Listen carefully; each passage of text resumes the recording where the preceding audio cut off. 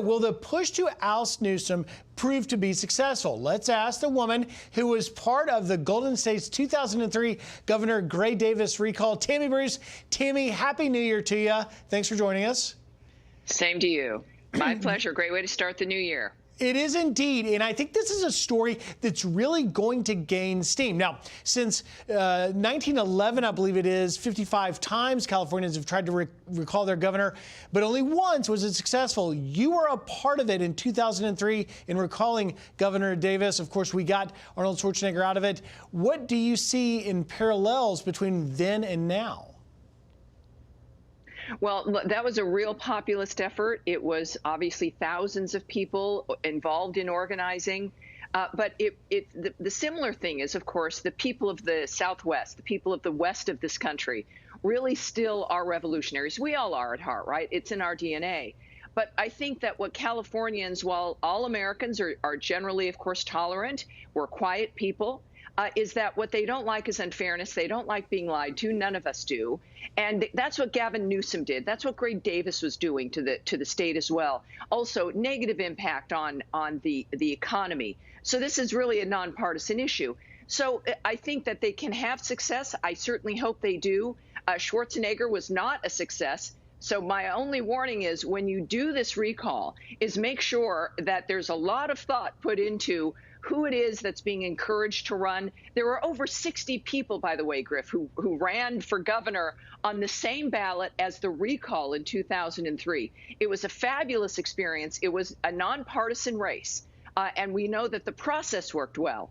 But I think that this is a warning to everyone. It's the economy, the handling of COVID, the corruption, this lobbyist guy.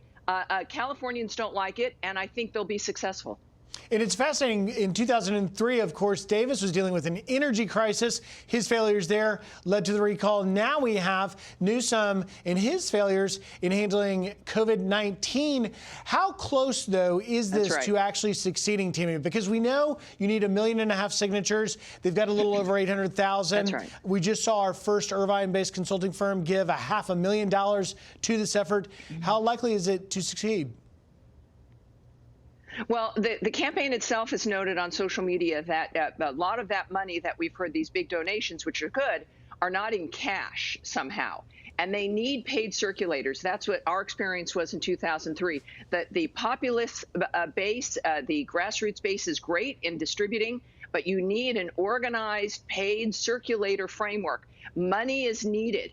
This can be done, but they don't want people to think that that big news about this great support it makes it done. It's not done. We have to start. They have until March. That's not a lot of time. We've got to get this done. It is the very least that Americans can pull off, and we've done it before. And so keep that in mind. But they can do it. They need to get past the 1.5 million, of course, because some of those signatures won't be good.